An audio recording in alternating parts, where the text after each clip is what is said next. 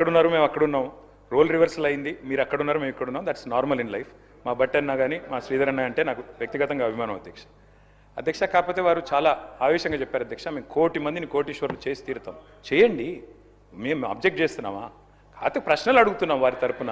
1 కోటి మంది కోటీశ్వరులు అవుతే $100 ట్రిలియన్ అవుతుంది కదా అన్న. తప్ప శ్రీధర్ అన్నది మీరు 4 కాదు తప్పేసిండ్రేమో, గవర్నర్ ప్రసంగంలో 4 ట్రిలియన్ డాలర్లను తప్పు చెప్పించిండ్రేమో, 100 ట్రిలియన్లని చెప్పించేది ఉండే. గవర్నర్ ప్రసంగంలో ఎట్లయితే ఐటీ నెంబర్స్ తప్పైనాయో ఇది కూడా తప్పైందేమో చూసుకోండి అని చెప్పిన. అది కూడా తప్పైనా గంత ఆవేశం ఎందుకు అధ్యక్ష? 1 కోటి మందిని కోటీశ్వరులు చేసుడు దేవుడు ఎరుగు అధ్యక్ష. ఈ బడ్జెట్లో ఎల్లుండి బట్టిగారు పెట్టే దానిలో నెలకు $2,500 ఇచ్చే మహాలక్ష్మి పథకం పెట్టండి అధ్యక్ష. కోటీశ్వరులు తర్వాత చేయండి, నెలకు 2,500 ఇవ్వ. నా కథ కాదు అధ్యక్ష, 100 రోజుల్లో చేస్తామన్నారు అధ్యక్ష. 100 రోజుల్లో నెలకు $2,500 ఇస్తామన్నారు. మరి దగ్గర 800 రోజులు అయిపోయింది. ఇప్పుడన్నా నిలబెట్టుకోండి అని రాష్ట్రంలోని మహిళల తరఫున అడుగుతా ఉన్నాను అధ్యక్ష. మొదటి గవర్నర్ గారి ప్రసంగంలో, తమిళిసై గారి ప్రసంగంలో ఆ రోజు చెప్పించారు అధ్యక్ష. ఏమని? 1,00,000 కోట్లు వడ్డీ లేని రుణాలు ఇస్తాం, 1,00,000 కోట్లు ఇస్తాం వడ్డీ లేని రుణాలు అని చెప్పారు అధ్యక్ష. మరి నిన్న గవర్నర్ గారి ప్రసంగంలో వడ్డీ లేని రుణం అనేది మాయమైంది అధ్యక్ష. మరి ఆ స్కీమ్ ఏమైనా ఎత్తేస్తుండ్రా? ఉంటుందా?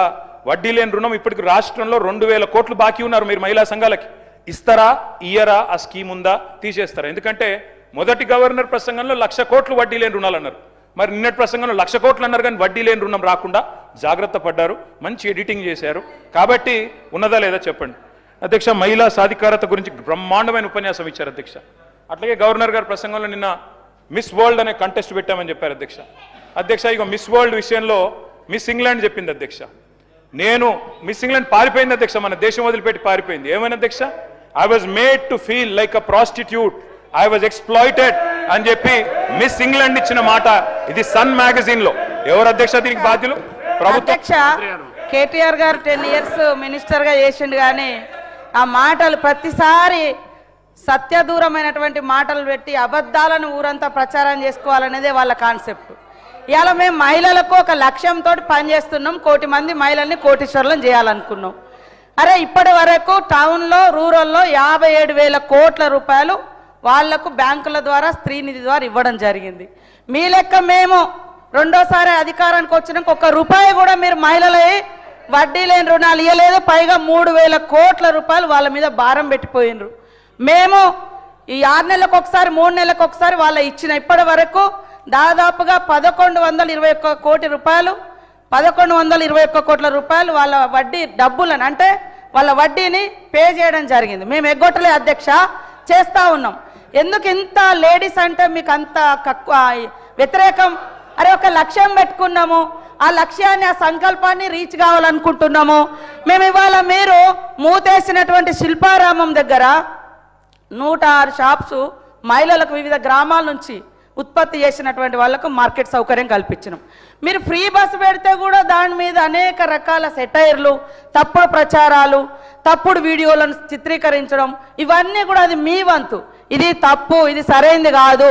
తరతరాల అణిచివేత నుంచి ఆత్మగౌరవంతో, అస్తిత్వంతో, ఆత్మవిశ్వాసంతో ముందుకొస్తున్నటువంటి ఆడవాళ్ళ వెంట సపోర్టుగా ఉండండి, సహకరించండి. అది నిర్ణయాధికారంలో కావచ్చు, కుటుంబ అధికారంలో కావచ్చు, రాజకీయ అధికారంలో కావచ్చు. నేను చెప్తాను అధ్యక్ష, ఒక ఉదాహరణ. మొన్న మా దగ్గర మేడారం అయింది. మేము వాళ్ళకు 6 కోట్ల రూపాయలతోటి 565 మందికి షాప్స్ పెట్టించినాం.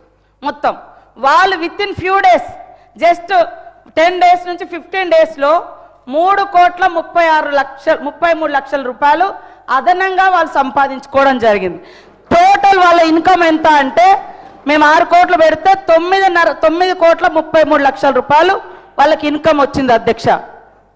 ఒక అక్క రోడ్డు మీద మేడారం పోయే వాళ్ళకు ఒక 50,000 ఇస్తామే టీ కొట్టు పెట్టుకుంది. ఆమె రోజుకు 5,000 సంపాదిస్తుంది. ఇదే ఇప్ప పువ్వు, మవ్వ లడ్డు, వాళ్ళకు ఒక 50,000 నుంచి మేము స్టార్ట్ చేసి 2 లక్షలు ఇస్తే వాళ్ళు ఆ 3 monthsలో టోటల్గా మొత్తం ఈ రోజులో 14 లక్షల రూపాయలు సంపాదించారు. ఫ్యూ డేస్లో, 1 week 15 daysలో 5 లక్షల రూపాయలు సంపాదించారు అధ్యక్ష. ఇదొక మారుమూల అటవీ ప్రాంతాల నుంచి వచ్చి జరుగుతున్నటువంటి వ్యవస్థ. దాన్ని బట్టి మేము వాళ్ళందరికీ ఒక నమ్మకం ఇస్తున్నాం. మీరు ఇట్లా చేసుకోండి, ఈ రకంగా బ్యాంక్ లింకేజ్ ఇస్తాం, దాంట్లో ఇంతవరకు మాఫీ చేస్తున్నాం. ఇది తప్ప అధ్యక్ష? ప్రతిసారి ఎగతాళి మాటలు, బస్సు పెడితే ఎగతాళి, వడ్డీ అంటే వడ్డీ లేని రుణాలంటే ఎగతాళి. మీరేం చేశారు మరి 10 ఏళ్ళు? ఇవాళ మీరు ఇన్ని మాటలు మాట్లాడుతున్నారు. అది ఆ కేటీఆర్ గారు మీరు మాట్లాడినవన్నీ ఒక్కసారి మిమ్మల్ని మీరు ఆత్మ పరిశీలన చేసుకోండి. మీరు 10 ఏళ్లలో ఎన్ని ఇళ్ళు ఇచ్చారు? ధనిక రాష్ట్రం అని గొప్ప చెప్పారు కదా, మరి ఎందుకు పేదోళ్ళకి ఇల్లులు ఇవ్వలేదు? మరి ఎందుకు అందరికి ఉద్యోగాలు ఇవ్వలేదు? ఎందుకు దళితులకు భూములు పంచలేదు? మరి ఎందుకు మీరు అదే 2019 బడ్జెట్లో 100 కోట్లు నిరుద్యోగ భృతి అని 100 కోట్ల రూపాయలు బడ్జెట్లో కూడా యాడ్ చేశారు. మరి ఎందుకు ఇవ్వలేదు? ఎందుకు ఇవ్వలేదు అంటున్నా. చెప్పడానికి బాగానే ఉంది, మరి ఎందుకు చేయలేదు? ఇవాళ మీరు చేయలేదు. మీరు చెప్పండి, ఆడవాళ్ళ అభయహస్తం డబ్బులను కూడా మీరు వాడుకున్నారు. ఎందుకు ఇవ్వలేదు? ఎందుకు ఇవ్వలేదు? అప్పుడు వైఎస్ఆర్ గారి హయాంలో వాళ్ళు జమ చేసుకున్నారు, ఇవ్వలేదు. ఇప్పుడు మేము ఒక్కొక్కటి నెరవేర్చుకుంటూ వస్తున్నాం. మీరు ఏమంటారు? గ్యారంటీ ఒక్కటే అమలు చేయలే. అరే రైతు రుణమాఫీ మీరు ఎట్టే టైంలో రైతు రుణమాఫీ అన్నారు, 10 ఏళ్లలో కూడా కంప్లీట్ చేయలేకపోయారు. అవే కదా అట్లా మిగిలి ఉన్నాయి. ఇవాళ 0 బిల్ ఇస్తలేమా? 200 యూనిట్ల కరెంట్ ఇస్తలేమా? 4.5 లక్షల ఇల్లులు, 4.5 లక్షల ఇల్లులు కూడా మాది గ్యారంటీలోనే కదా. ఏదైతే 6 గ్యారంటీలలో 4.5 లక్షల ఇల్లులు కూడా ఉంది, 5 లక్షల ఇల్లు. మరి మీరు ఎన్ని ఇల్లు ఇచ్చారు 10 ఏళ్ళగా చెప్పండి. ఇవాళ మీరు ఇవ్వకుండా మీరు ఎంతసేపు బదనం ఇది బంద్ చేయండి. ముఖ్యంగా ఆడళ్ళ పట్ల, అది మీ కుటుంబ సభ్యులైనా బయట మాలాంటి అక్క చెల్లెళ్ళైనా ఎదగనివ్వండి అని మేము మాట్లాడు. ఆడళ్ళ మీద నిష్ఠూరాలు ఎందుకు? ఆడళ్ళ బస్సుల మీద నిష్ఠూరాలు ఎందుకు? ఆడళ్ళ వడ్డీ లేని రుణాల మీద నిష్ఠూరాలు ఎందుకు? కాబట్టి ఈరోజు మీరు చేసినటువంటి అప్పుల కుప్ప మూలంగానే ఈరోజు ఈ ప్రభుత్వం అనుకున్న నిర్ణయాలను ఇంకా కంప్లీట్ చేయలేకపోయినాం. మీరు అంతా ధనిక రాష్ట్రం అన్నప్పుడు మీరు ఇచ్చిన హామీలన్నీ ఎందుకు అమలు చేయలేకపోయారో గదానికి ముందు చెప్పండి.